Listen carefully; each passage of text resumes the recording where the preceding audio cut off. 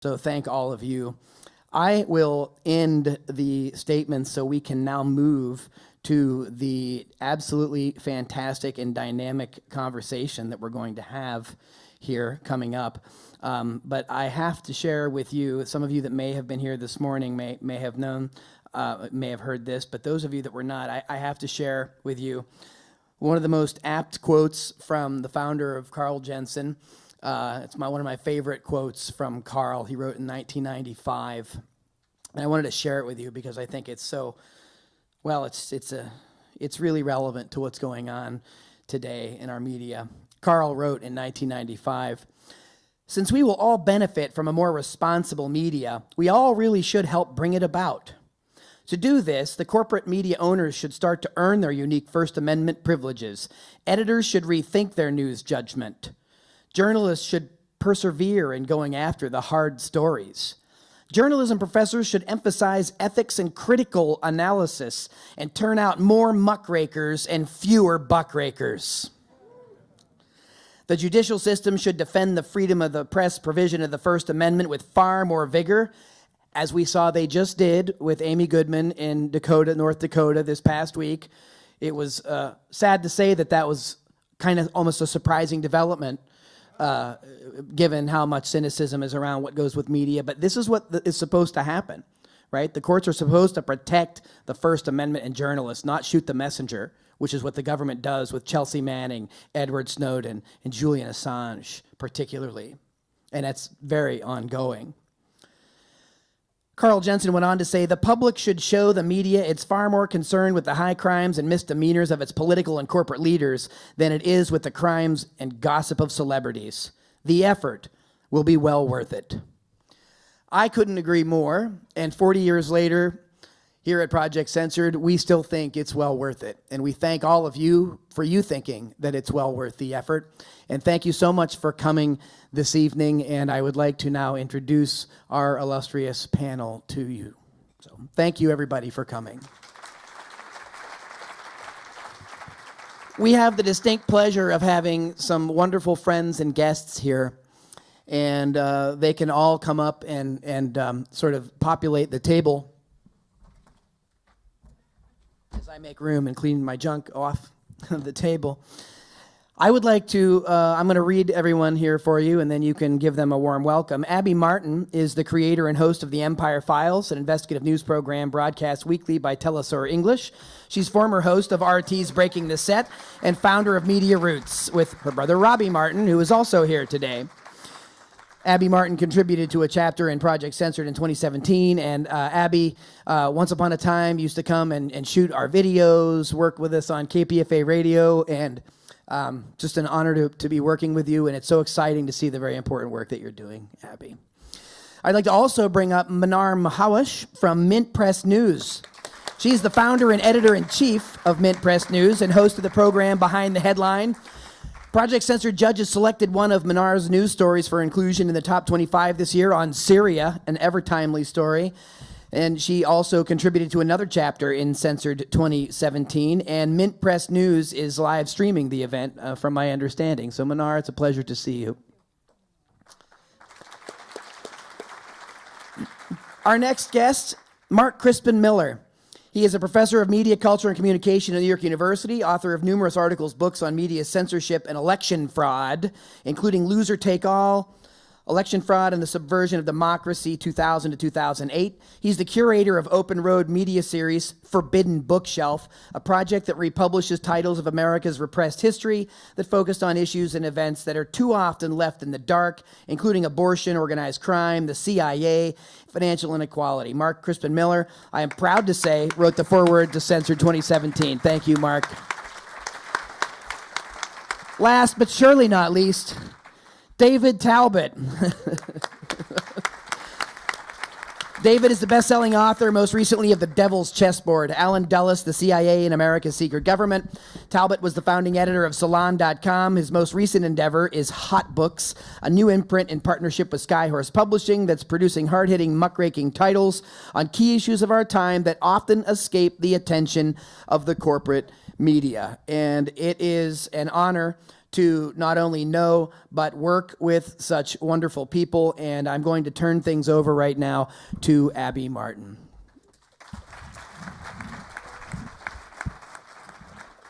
Thank you. So, is this on? Man. Great. Well, it's great to be back. Yes, now I can hear it. No, I got my start with Project Censored. I was an anti-war activist, and then I realized that media was really the most important issue of our time, because no one can hear about any issue that you're fighting about unless there's some sort of media platform to get that issue across. So they took me under their wing and really taught me so much about this program and media literacy. And I think it's one of the most important, if not the most important, media organizations in the entire country, if not the world, because instead of journalists sitting in their elite ivory towers in DC telling you what the news is based on their agenda and financing, this is coming from the ground up. This is coming from research from students all across the country that are telling you, this is what impacts us. This is the news that impacts our communities. And it's really a beautiful thing to see all of this research pulled together in such a huge project and come to fruition every year in such an amazing, impactful book. And it was easy for me working at RT because I just took the book and kind of put it in a TV form, and it was a great resource to have. And I just thank everyone so much for coming out and supporting this organization. It's insanely crucial, and really everyone needs to donate to keep this alive, because this is the most important thing we have in this country right now.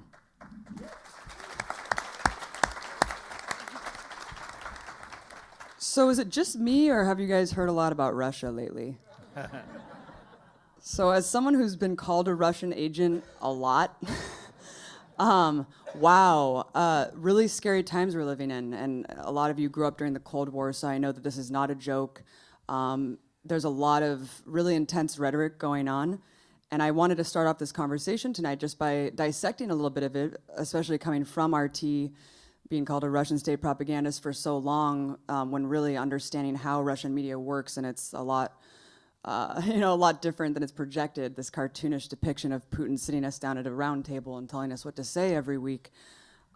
Really, I kind of steamrolled my editors and producers and was able to do a lot and pave a lot of editorial freedom. And I think it shows you that a lot of the people that we see on the news today, it's not like there's some grand conspiracy, top-down, people who've watched Outfoxed. Yes, they get notes and stuff sometimes, but really these people believe in American exceptionalism. They believe in this new Cold War reset. And it's kind of exemplified with a couple emails that I got in the last few weeks. BBC, I got an interesting email from them saying, I'm looking into links between far-left, far-right activist movements in the US and the Russian government. Slightly hazy at the moment, but I can say that I've seen some evidence of groups or people potentially being funded by the Russian government. His evidence was just that someone who worked at RT used to be into Black Lives Matter and now supports Trump. So it's these far-reaching, things that are coming from the establishment press, really reaching there, saying that Putin himself is actually directing people working within Russian media to support and promote Trump. I mean, that's batshit crazy. And then Media Matters, which I was actually surprised about. They reached out to me wanting to comment, and I was like, oh, yeah, of course I'll give you a comment on Russian media, and let's talk about it. And I was really alarmed to see that the response, kind of the same thing as BBC. Just asking you as a former RT employee, what do you think of Donald Trump's ties to Russia? How do they work together? How does Putin and Donald Trump work together? I was like, I have no idea what the hell you're talking about, and you should actually be ashamed of yourself, because I thought really highly of your organization, and I'm alarmed that you're actually coming at me with this. Then I had an interesting phone call with Samantha Bee's producer, who's this liberal bastion on Comedy Central, kind of a Democratic apologist, and also just totally fell prey to this Russian propaganda, anti-Russian propaganda rather. He called me saying he wanted to talk to me about Kremlin propaganda. I thought that it was going to be a little bit, more critical than that, not as black and white, but sure enough, it was just coming at me full force saying, tell me about the intricacies of how Putin's top-down media machine works. And I was just like, what is happening here? I mean, how is it possible that all of you actually believe that this is how it works, And I kept trying to flip the table and say, why don't you talk about your media? Like, look at the media in the US. And he came back at me. It was kind of a heated conversation, actually, for a while.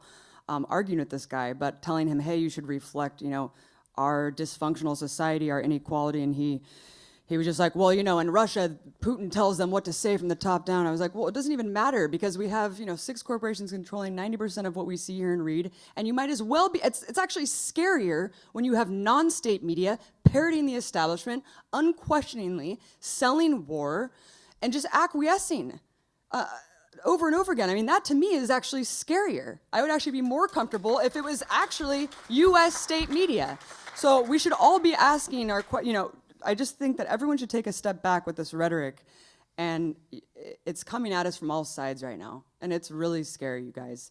And take it from me, there is no conspiracy at the Russia. Pretty much everyone there supports Hillary. All right, so let's end that right there. But no, it's very unfounded.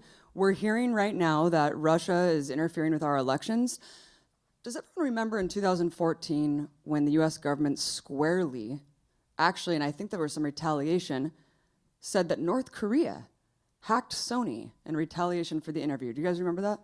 Huh. That turned out to be complete bullshit.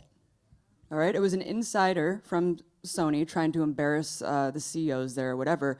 Was there ever an apology? Was there ever a press conference? Was there ever anything in the establishment press saying, you know what, that wasn't North Korea, that was Sony executives. We're sorry about that. So I think that when we're hearing that Russia's hacking our elections and it's this insane detraction from, the rigging of the actual election, and we'll talk about that word and how it's been hijacked too, but I think that we should all take a step back and just remember that we've been lied to over and over and over again. And when the establishment's on a beat, we have to ask why. I wanted to turn it over to Marc first, and this is an amazing panel, by the way. Everyone, if you don't know who these people are, definitely get into their work. Marc, incredible to have you here. New York University professor, media studies, incredible inspiration to me.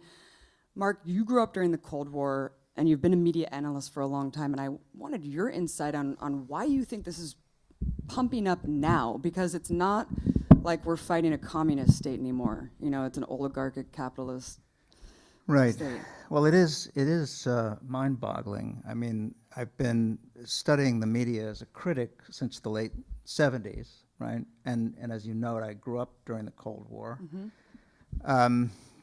And I can't say I've ever seen anything like what we're living through now, for the mind-boggling mendacity of the stories we're hearing. I mean, absolute fantasies flung at us as gospel truth, for the stridency of the propaganda, and for the unanimity of the propaganda. And by that I mean not only that the corporate press seems to be univocal, everybody basically reading from the same script, but also for the fact that the entertainment media and the so-called left press often re-echoes what we're getting from the mainstream. You can get the same vision of Putin, for example, as a kind of reincarnation of Stalin from House of Cards, in its worst season, second season, and from Saturday Night Live, right? They play it for laughs. That you get from the so-called liberal media. And then it's variously re-echoed, by Amy Goodman and others. It's deeply troubling and extremely dangerous, to say the least. I wanted to, thank you.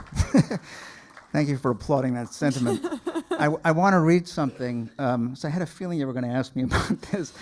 This is a very sobering passage from the Berlin Diary by the great CBS newsman William Shirer. When he was over in Berlin from 34 to 41, he kept this diary clandestinely, kind of like Winston Smith, in 1984, and he smuggled it home with him, and it became a big bestseller.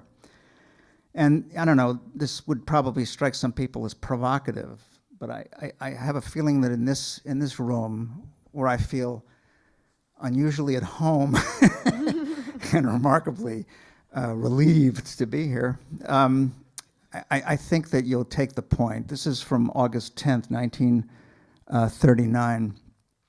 How completely isolated a world the German people live in. A glance at the newspapers yesterday and today reminds you of it. Whereas all the rest of the world considers that the peace is about to be broken by Germany, that it is Germany that is threatening to attack Poland over Danzig, here in Germany, in the world the local newspapers create, the very reverse is being maintained. Not that it surprises me, but when you're away for a while, you forget. What the Nazi papers are proclaiming is this, that it is Poland which is disturbing the peace of Europe.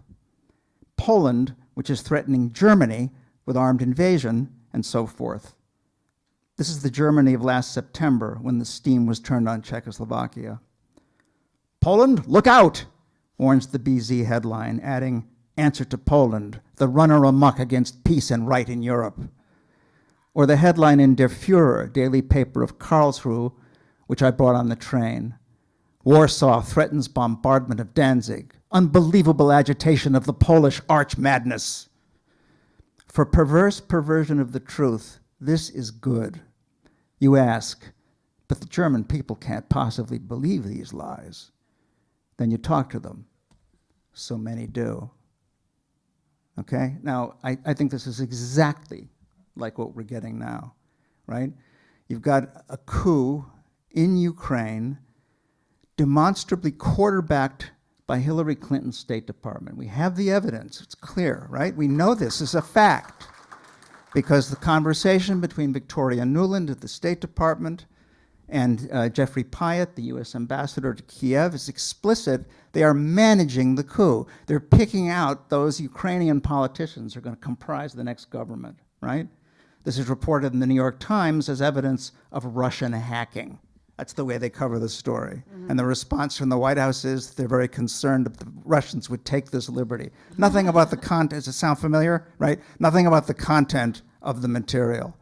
Then, a politician in Estonia, there's another hacked phone conversation, tells Catherine Ashton of the EU about the fact that many people in Ukraine believe that the massacre by snipers of people in Maidan Square was actually the work of the coup plotters, not the work of the corrupt president's police. So this wasn't even mentioned in the New York Times or anywhere else. This is explicit evidence that the United States is the aggressor in Ukraine, that we started it, that this is part of the general encirclement, right, of Russia by NATO, right? We're all over the... Nevertheless, what we get in the United States press is exactly the opposite. That, Putin is invading Ukraine. No, Putin has invaded Ukraine. There's been an invasion of Ukraine. You all remember this invasion of Ukraine, right? Big invasion of Ukraine. Evidence came forward, pictorial evidence, photographic evidence, all of it exposed outside the pages of the New York Times, etc., as fake. It was all bogus. The sky is crammed with military drones. You'd think they'd find a photograph of this invasion of Ukraine, right? Which hasn't taken place. It never happened. The same with the seizure of Crimea. I could go on. I could go on. The fact is that on the basis of decades and decades of anti-Soviet propaganda, right, which builds up in the minds of millions of Americans as a kind of sediment. On that foundation, then, the government and the press together push this new image of Putin as a dangerously expansive Soviet Russian dictator, a strong man, right? A guy who murders journalists, right?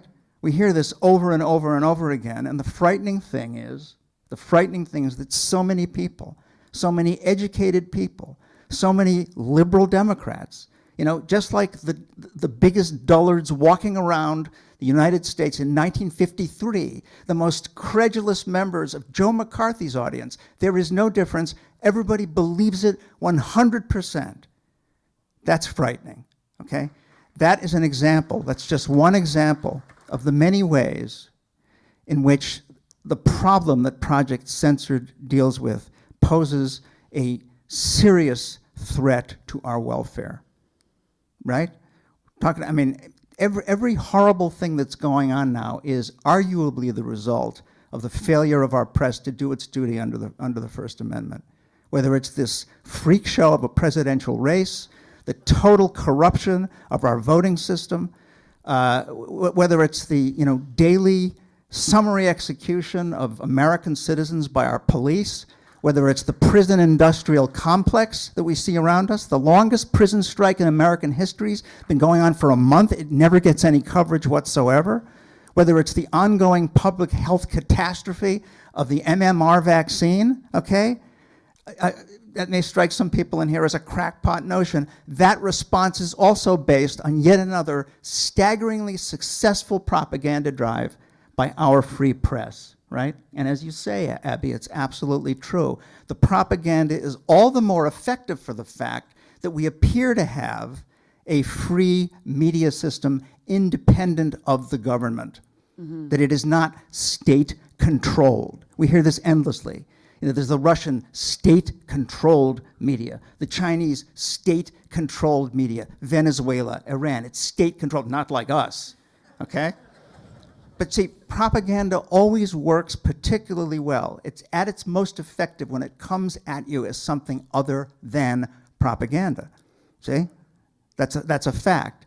So RT, it doesn't make any secret of its connection to the Russian government. It's overt. And for that very reason, I think, its people tend to function more professionally as journalists than these abysmal hacks who work, throughout the American press, which represents itself as free, as independent, okay? Well, if that's an example of an independent press, then we're all completely, as children present, we're screwed. You know what I'm saying? We're absolutely screwed. I'm going to jump in here, and I think that I'm going to move it over to David, because, David, you've researched the CIA so extensively. What is your response when you see Hillary standing up there and, like Marc was saying, deflecting from the content of the leaks and just continuing to say, how dare Russia usurp our elections, undermine our democracy, steer this whole country? It's like, man, how many times has the CIA interfered in other countries' governments and elections? Yeah, it's the height of hypocrisy. Well, I agree with much of what has been said here. I must say, though, that I, as an independent journalist, wouldn't really like working in Putin's Russia or Ukraine either. I have a friend who runs a Ukrainian publication, and 2 of her lovers and partners have been assassinated in Ukraine. There's lots of intrigue, political intrigue and violence there. But I do believe that RT in this country plays a very useful role, because I agree with Marc that our own media system is so heavily propagandized and corporate controlled and gets more and more carnival-like every day, that it's basically useless at this point as a vehicle for useful civic information. But I don't want to give the impression that I think other countries have more open, systems of journalism. And I would certainly also have deep problems with most countries. I think that obviously the national security state is our religion. We live in a country that's been at permanent war throughout my life. That begins to eat away, rot away at the soul of a democracy. There's no way that you can have an empire in a permanent state of war and have a viable democracy. So we're now in a situation where we have a campaign that doesn't ever discuss the elephant in the room, that we don't ever discuss peace and war anymore. When I was young, when I was the age of the students here, we were in the streets all the time. We had an anti-war movement. We had media that actually was forced to cover the anti-war movement because the protests were large and very disruptive. We lost, but we won. It was complicated. But certainly today we don't have oppositional movement that way that raises the questions about should this country still be involved in the Middle East? Should we still have boots on the ground invading Mosul? We're invading Mosul again. Don't you feel you're in Groundhog Day in this country? It's unbelievable. And yet I don't see the outrage there. And yes, partly and to a great extent, it's the fault of our media that's bought and paid for. I see people that I helped train at Salon who are now on CNN, Jake Tapper and others, and they're just part of the same tapestry, you know? And you get to be kind of, frankly, fatalistic at some point and go, you know, where are the conscience of these journalists? And why aren't they challenging authority more aggressively? But what it comes down to, and what it's always comes down to, is like the old, motto that Scoop Nisker, the great, hippie journalist from the 60s and 70s up till the current day in the Bay Area. He had this saying that he signed off with on radio: if you don't like the news, go out and make some of your own. And my feeling always as a journalist, from the time I was in high school, creating, a student journal that got me thrown out of my high school, was we've got to create our own media. Because once you go inside the belly of that beast, there's no way to do viable work for any extended period of time that challenges authority, that challenges conventional wisdom without being punished and sidelined.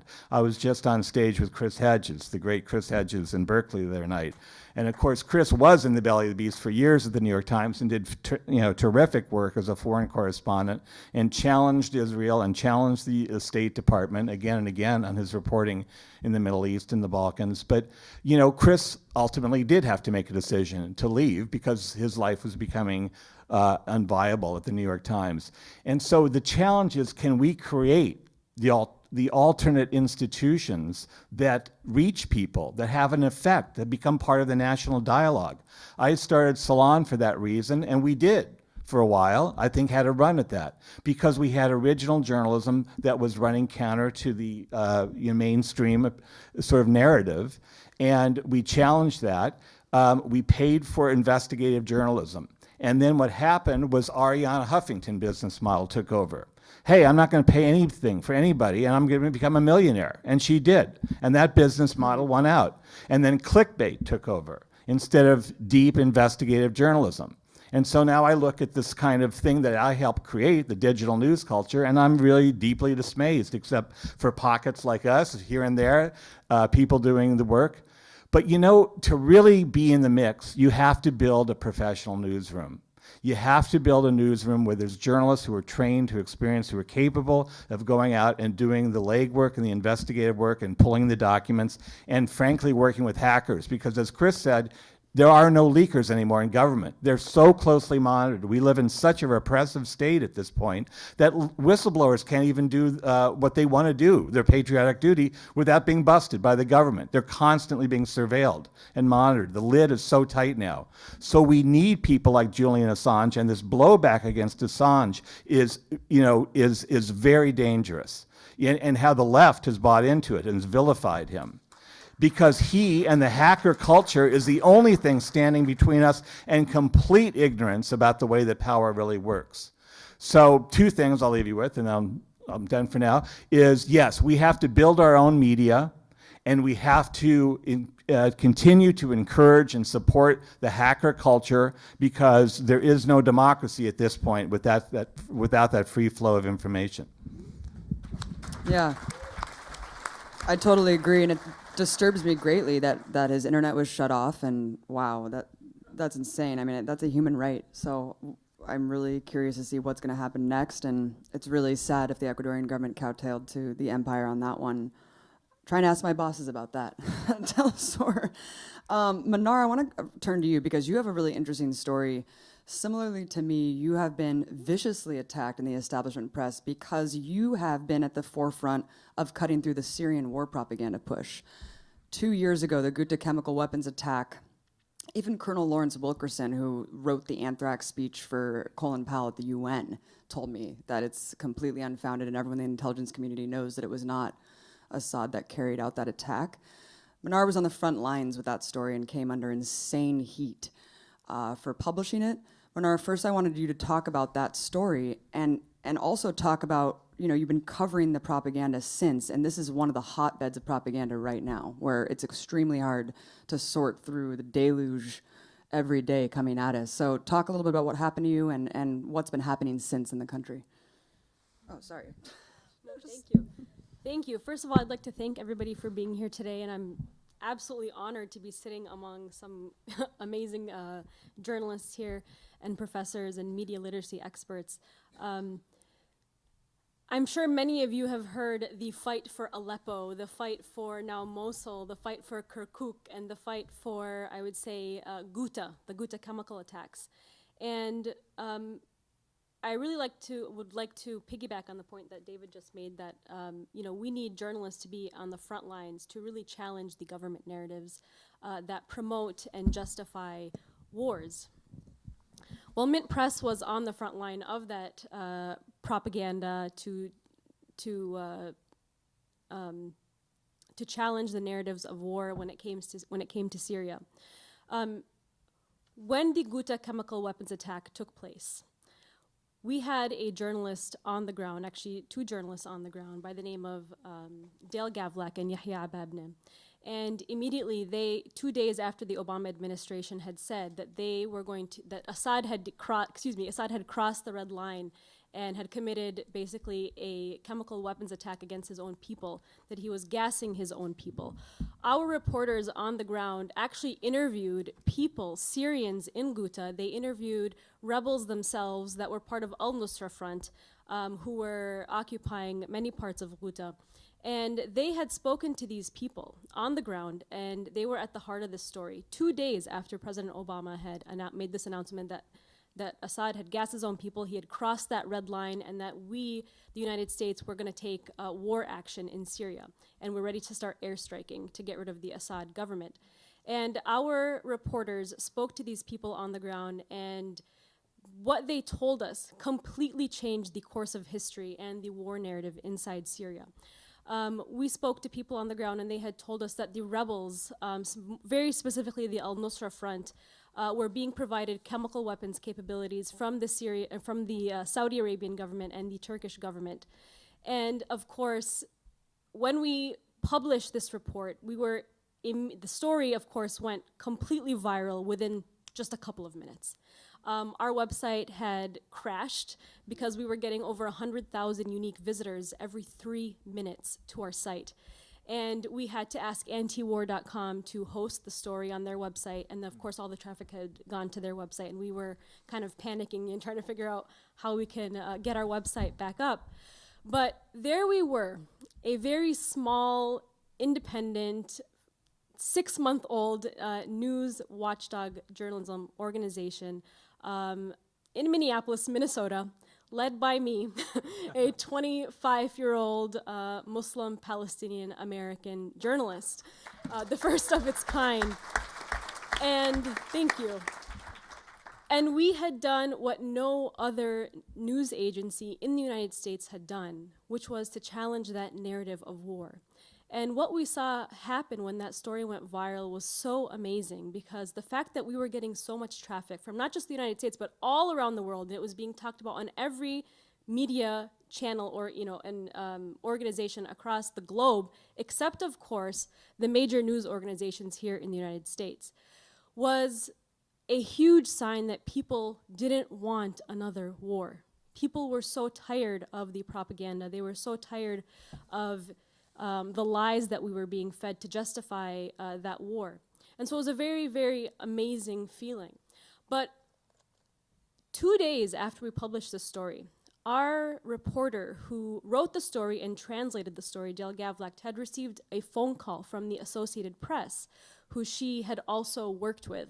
She was a stringer. She freelanced for Mint Press, and she freelanced also for the Associated Press.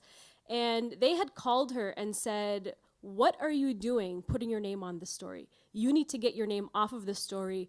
And I don't think they told her the reason why, but she immediately called us and said, "I believe that the Saudis themselves have contacted the Associated Press and have demanded that they get away from this story," because in her byline, it had said that she worked for the Associated Press, which gave the story a little bit more clout since we were a very new journalism startup.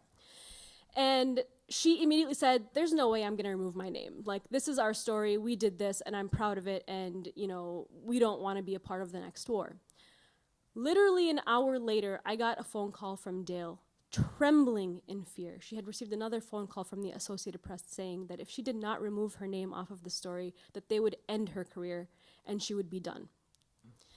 And of course, we didn't know what to do with this. I was a new editor and we were a very small staff and we didn't really know what we were doing. All we knew is that we had stopped the first war from happening. But just a couple of weeks after the story had gone viral, Dale Gavlek came under the pressure and she retracted her involvement in the story. And of course, I came out and made public statements that yes, she wrote the story and so forth.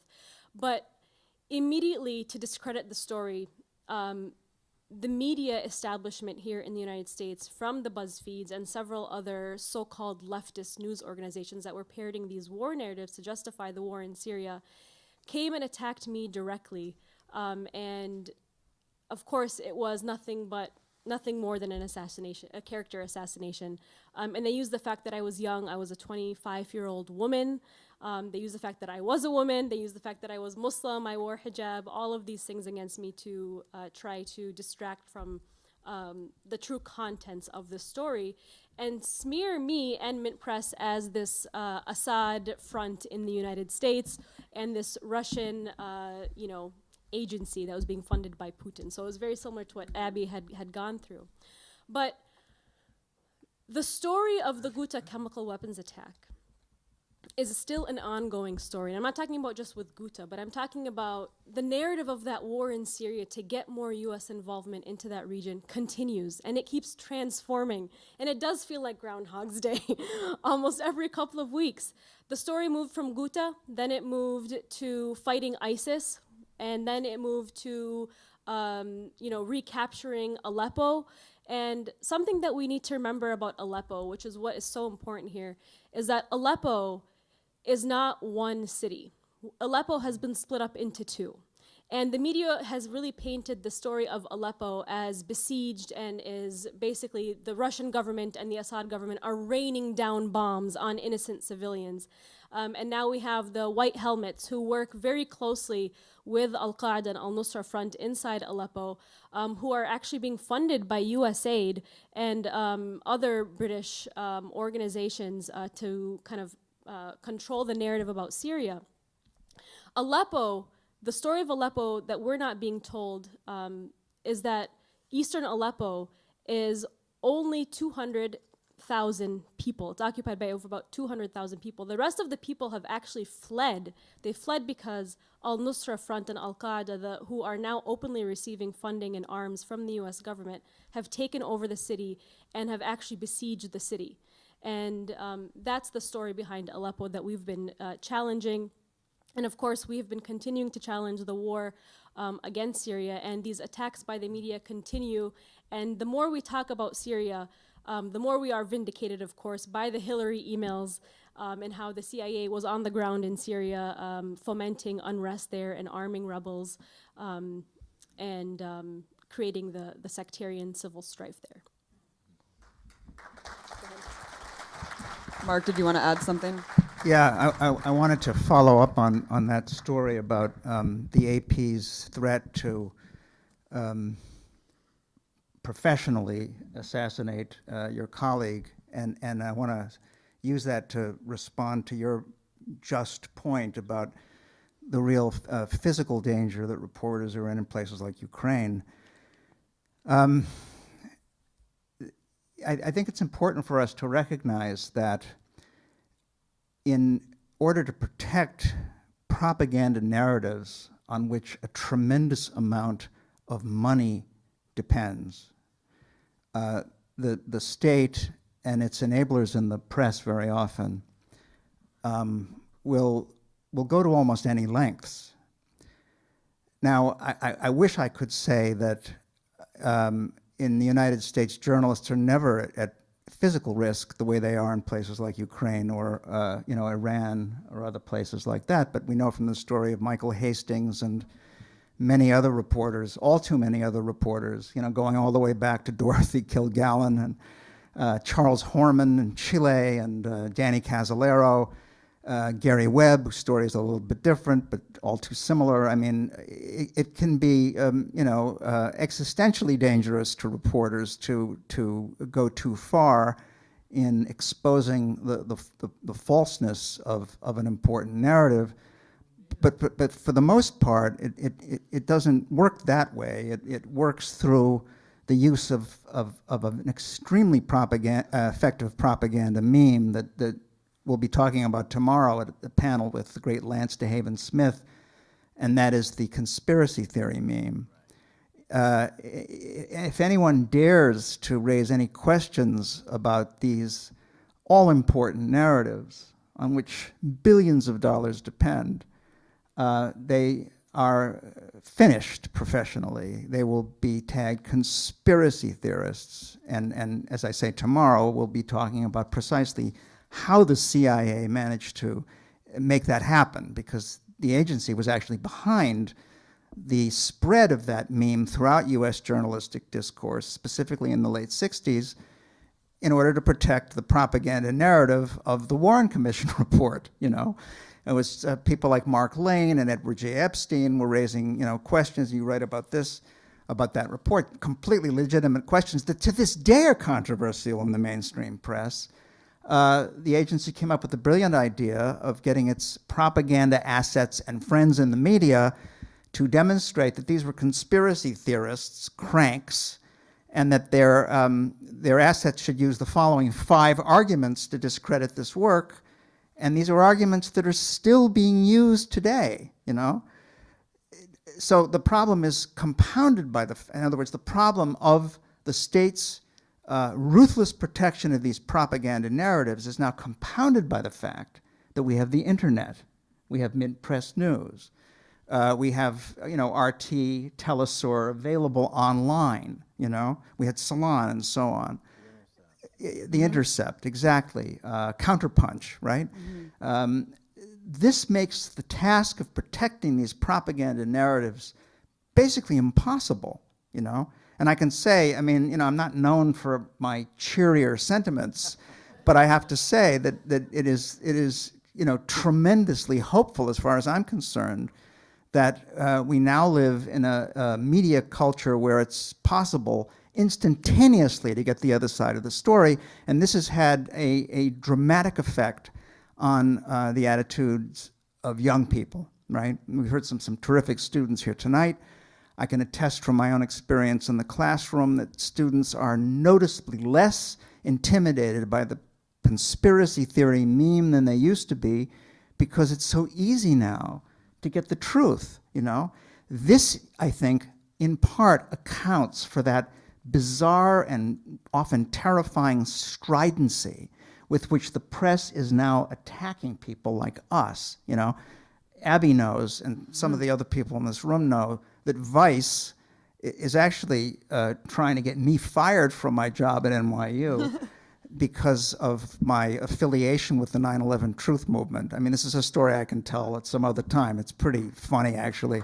Oh, that I'm going to be fired? No. Okay. That's cold. That's really cold. I don't know what I did to you to deserve that. At any rate, the point is that telling the truth is always difficult, right? Ask Socrates. It's always difficult. It's extremely difficult in conditions of empire. And it's extremely difficult in conditions of empire threatened, which is basically what we have today. Abby, can I just... Sure. Thanks. Sure. I just wanted to, because I didn't fully answer your question earlier about CIA manipulation of the media. And so, yeah, this clearly continues. I wrote about it in my latest book, going back to the Cold War days, and Marc alluded to some of that. I found after the Warren Commission released its report on the JFK assassination, Alan Dulles, conveniently, the former head of the CIA who had been fired by Kennedy, was sitting on the Warren Commission. And Newsweek, the head of the Washington Bureau of Newsweek, I found correspondence in Alan Dulles' own papers at Princeton, the head of the Washington Washington Bureau of Newsweek went to Dulles and said, would you please basically vet what we're doing here when the Warren Report comes out? Will you read what we're writing about it here, the coverage, because we're under tight deadline and we need your expert opinion. So basically they gave, before in advance of publication, their coverage of the Warren Report to Alan Dulles, a person who had a dog in that fight, let's say, to look at. And then the guy writes to him afterwards, thank you, Mr. Dulles. We could never have done it under deadline without you basically editing and reviewing our coverage of the Warren Report. So that continues to today. I have a book that I published by the great Nicholas Scow, who's an investigative reporter who wrote about Gary Webb, in fact, in Kill the Messenger, which was made into a great movie that no one saw, strangely. It was dumped by Hollywood, Focus Features. And it's a terrific film, though, and you should all see it and read the book. But his new book for Hot Books, my imprint, is called Spooked, and it goes into great detail about how the CIA continues to this day manipulate the media. The media has become even more craven in some ways now because media has been downsized. There are fewer and fewer jobs. Those jobs that still are, particularly the elite jobs for the leading newspapers that have the resources to cover national security, are in big demand. And the only way that you keep those jobs is if you play ball with Langley. I mean, everyone knows that. So Nick goes into great detail. He got some national security reporters from the Times and other places to actually give him honest interviews. It's very interesting. And of course, Hollywood now is a big part of this equation. So whether it's series like Homeland or movies like Zero Dark 30, there's great and intense cooperation between Hollywood producers and the CIA and all this. And then the final response I wanted to say to another question: why is this happening now, Abby? That the new Cold War, the new hysteria about Russia. I think it's because we were allowed to remake the Middle East along the neocon lines that had been planned for years by PNAC, that group, and basically the plan for Iraq, for Afghanistan, and Libya was all put into effect. The last, bowling pin standing was Syria, and Russia got involved there. And that frustrated, the ambitions to complete the map in the sort of neocon vision that Bush and others and Cheney had in mind and continued throughout the Obama administration. And so when Russia got in our way in Syria, that's when all hell started to break loose. That's when they were truly demonized. Go ahead. Yeah, absolutely. And I think that Hillary's continued call for a no-fly zone is extremely dangerous, and she keeps doubling down on it. At this point, it's batshit crazy because it actually means a direct confrontation, not only with Syria, but with Russia. They have bases in Syria. We have bases in, 700 bases around the world. That was one of the Project Censored story this year is, 70% of nations. I mean, it's absolutely insane, the reach of the U.S. empire, and to deflect this to Russia is pretty astounding. And Hillary continues to double down on this point that would cause mass civilian casualties. She even said it herself to private banking CEOs that it would kill lots of Syrians. So that's her private position.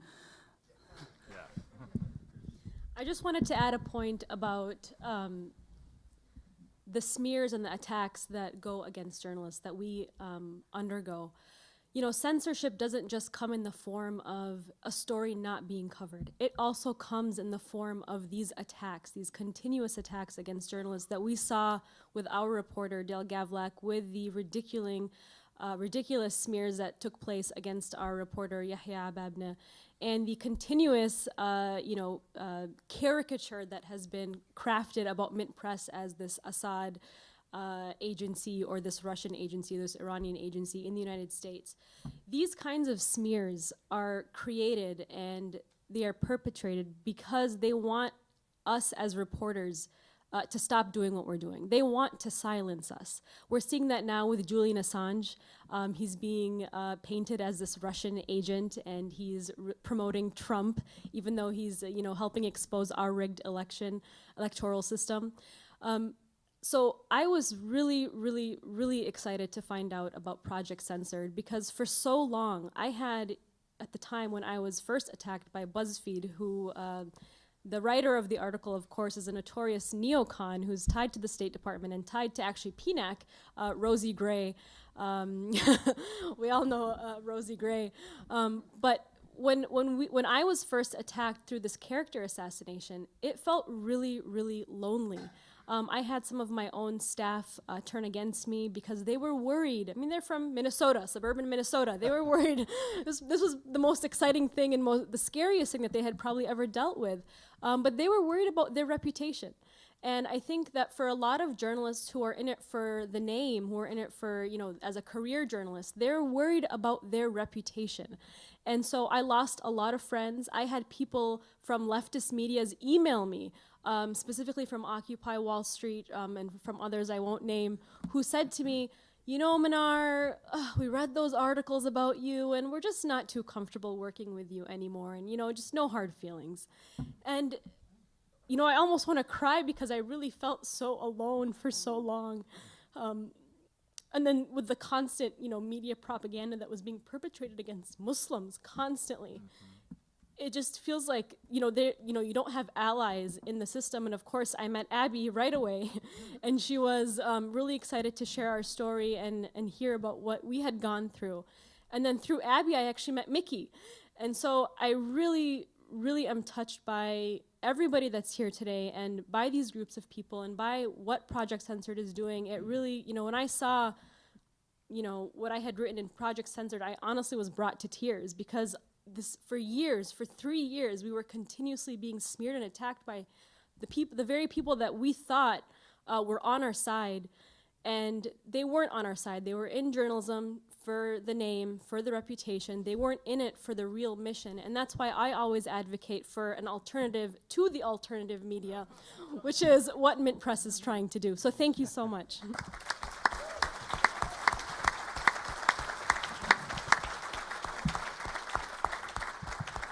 I know how that loneliness feels when Lawrence O'Donnell is calling you a conspiracy theorist with Jamie fucking Kirchick on TV, this rat who's like the troll who runs around and tries to shape all these narratives. He's also an FPI member, which is the spawn of PNAC.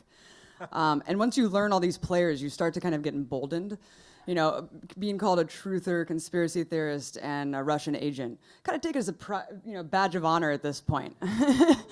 You should be proud because they have nothing else to go on, and they can't attack any facts that you say, and that's insane.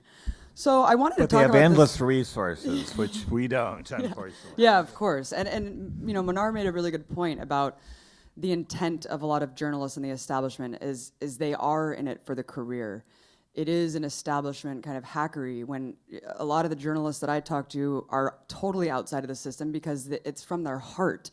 It's hard to sell yourself out and take that route because how many conflicts of interest, how much advertising is going to be pushed and shoved down your throat, and you're not going to be able to do the work that you need to if you really want to be a real journalist. So many of them are never promoted or uplifted, and that's what Project Censored really does, and so happy to have you guys all here. I wanted to talk about the dog and pony show of our elections right now and about the Podesta emails that are coming out because, like David said, I mean, this is, hackers have kind of become our news source, the raw source, because whistleblowers are punished, of course, even more under Obama. And I think it's fascinating how little, I was looking up the Podesta emails, and other than a couple people who are actually searching them themselves and posting clips on Twitter and stuff like that, it's so hard to find any progressive or leftist outlets that are covering them at all. Like literally only Breitbart and a couple other just like alt-right-y blogs and stuff are picking up on these. And so of course the vast majority of people are gonna say, oh, I don't trust those sources, this is all biased, the leaks are fake. You have Donna Brazil actually making that audacious claim, completely unfounded. And also this rigging of the election thing, how people are mocking Trump for saying that. I think it's very funny, and Marc could speak to this because, everyone said the election was rigged this whole time. I mean, the whole system's rigged. What do you mean the election's rigged? Everything's rigged. That's why we have Trump and Clinton to choose from. So I find it really interesting that these terms You know, when pressed, all the cynical punditry sitting in their ivory towers are saying there's nothing newsworthy in these leaks. Yeah. Well, maybe for you assholes there aren't, but for us, it's shocking. I mean, this is all pay-to-play insider baseball stuff where you're finding out that people are getting questions in advance. The Clinton Foundation, they're giving favors to the Dubai king. I mean, all of this stuff is out there. And it's very shocking. I wanted to get your guys's, Marc, I wanted to talk to you about just kind of the rigging mockery, you know, especially since that's one of the stories in Project Censored is the algorithmic shaping of our views online, the Google searches, what are we actually getting? And also the voting, not the voting fraud, of course, that's a fake issue, but the election fraud. And I wanted each of you to just comment on, you know, this whole thing that Trump almost seems like he is an outsider, that he's this anti-establishment candidate because no one's covering it. I mean, the Clinton machine is at full force. The media is 100% on board with Clinton, and it makes him almost seem like this outsider. Well, yeah, I mean, it almost does. Of course, he's, you know, I mean, he's been an insider for years. As much as a billionaire can be, yeah. Right. Well, right. And of course, you know, the Clintons asked for money from him. I mean, we know all this stuff. I mean, well, we don't all know it. A few of us know it. Their daughters are best friends, right? I mean, they're just a wonderful bunch of human beings. You know, can we just hear it for them, please? Let's just, thank you. Yes, for the Trumps, the Clintons. Yeah, really, I hope nobody ate before coming in here. Well, Trump performs a very interesting sort of service, and whether he's witting or not, who knows? It's impossible to tell, because he's such a volatile, thin-skinned sociopath. You know, it's hard to imagine him having the discipline to do a kind of deliberate thing. So whether he's been manipulated into it or not, he is performing an invaluable kind of disinformation function. We call it poisoning the well. If he says it, it has to be false, right?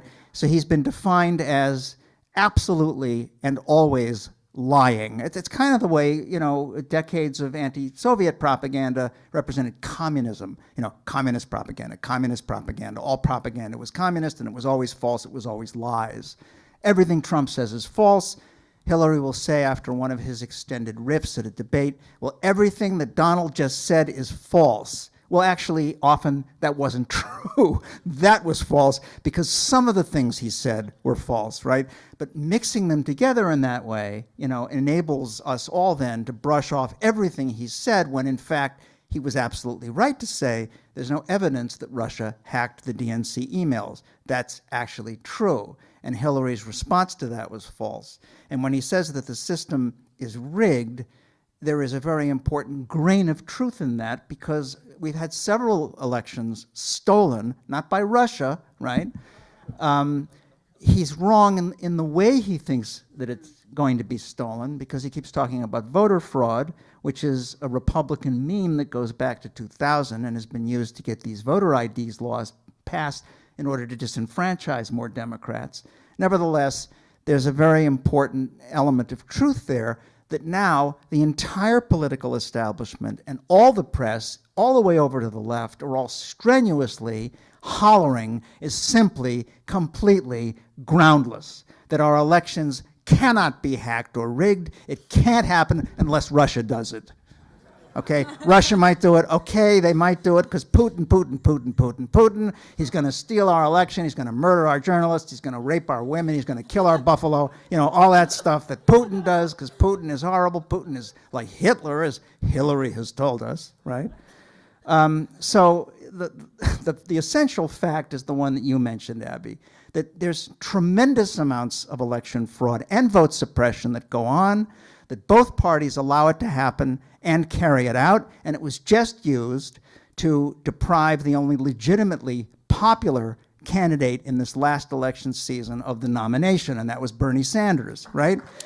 He was, without a doubt, demonstrably the people's choice. He would have wiped up the floor with Donald Trump, okay?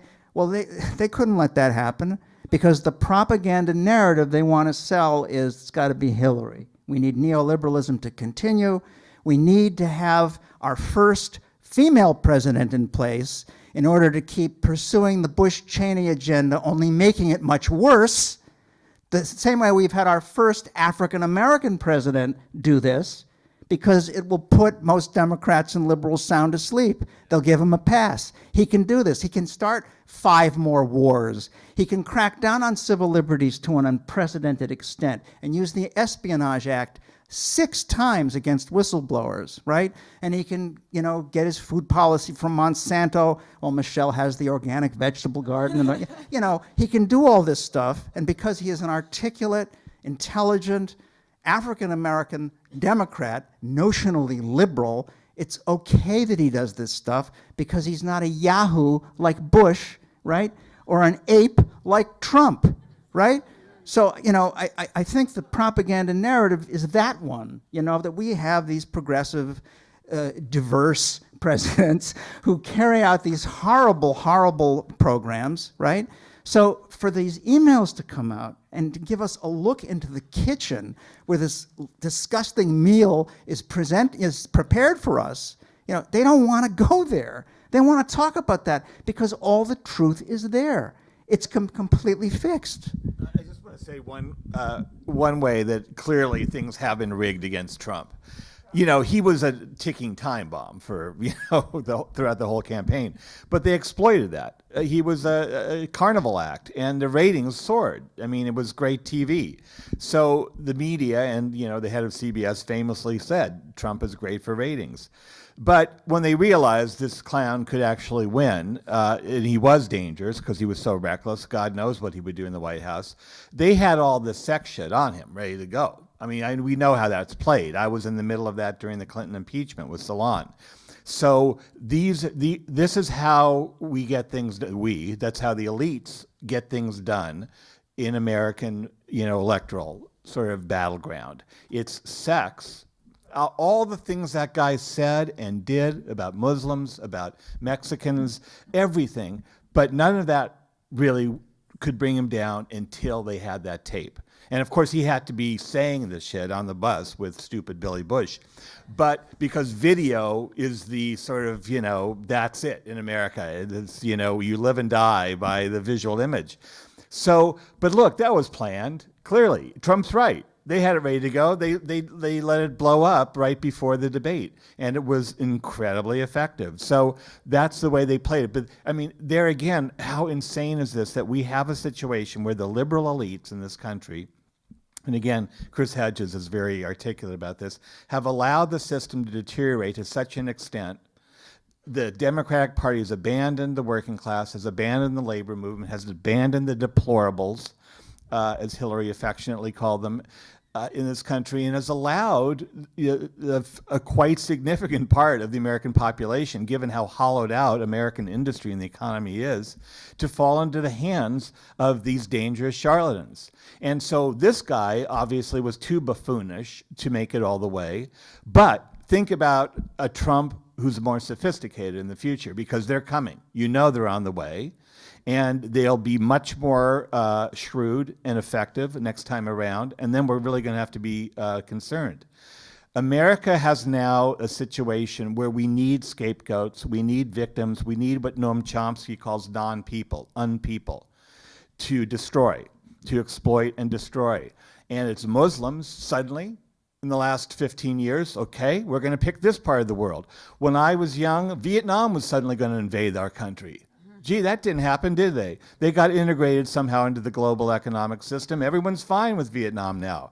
It's a bizarre and sick and toxic culture and system that we live under. It needs to demonize certain populations in order to give us a rationale for continuing our war machine. The war, it's no longer just the military-industrial complex. We are the military-industrial complex.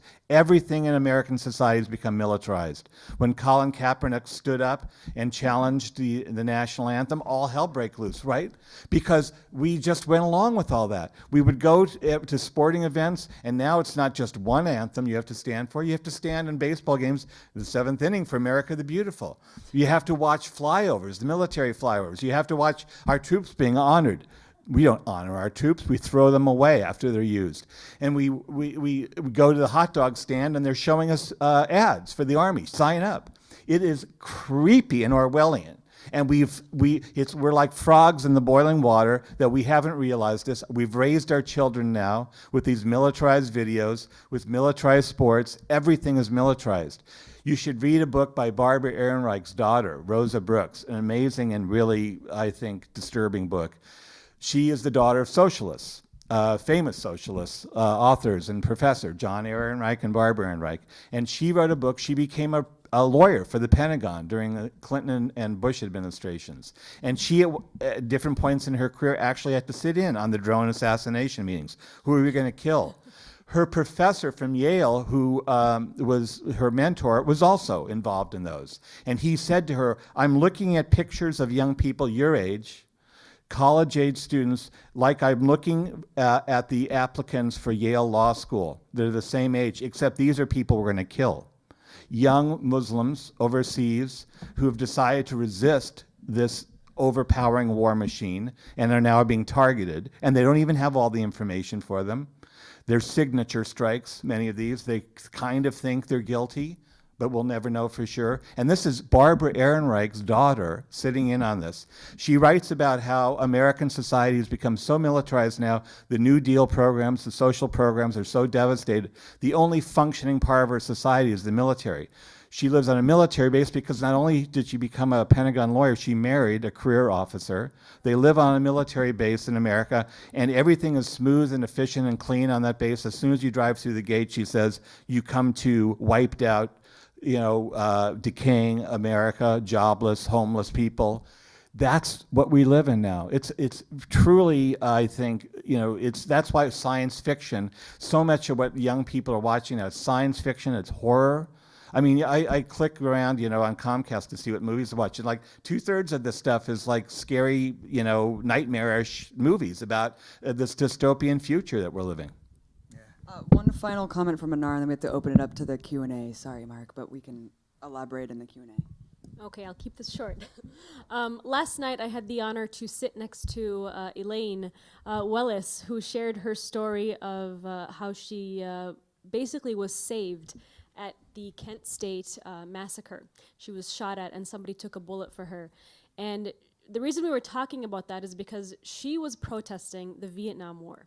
And we were discussing where in the hell is the anti-war movement today?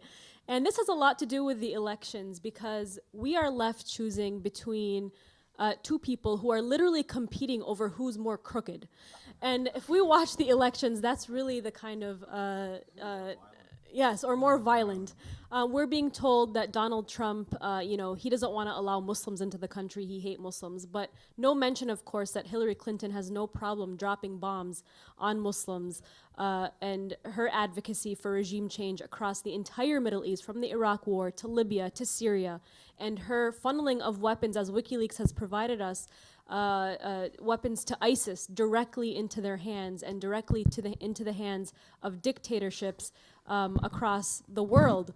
And so I just want us to reflect very quickly on the anti-war movement and what Bernie Sanders really left us with. I really truly believe that Bernie Sanders had really good intentions, but let's face it, he helped co-opt the left into the Democratic Party. He convinced young liberal Americans that, you know what? Everything I just told you about Hillary Clinton, just kidding. Vote for her. Vote for her. And don't vote for a third party. We have candidates like Jill Stein, who this week was in the hospital. And she gave better answers to the debate in a hospital bed than Donald Trump and Hillary Clinton combined. Yet she is the silenced candidate. And so I hope that we'll all consider voting third party, because right now we are being told that a vote for third party is a wasted vote. But that's exactly how we get candidates just like Hillary Clinton and Donald Trump. If we actually voted based on our conscience, and we would vote for a third-party candidate of some sort. I'm not telling you who to vote for, but somebody from a third party, and that would start a revolution. Yeah. So I want to thank everyone. I want to thank Abby Martin, Mnar Muhawesh, Marc Crispin Miller, and David Talbot.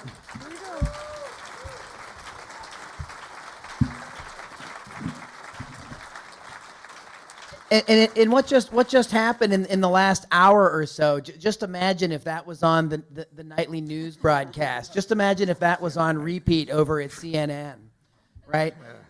Well, just imagine, because it's direct and deliberate that it is not on those channels. It's not an accident, and it's not news judgment. If it is, it's terribly poor news judgment, right?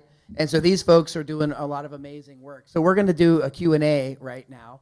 It's going to be, we have about 20 minutes, maybe, but max, because we do have to clear out of here, and the university folks that are working, a lot of student workers, they have to clean up and get out of here. So I'm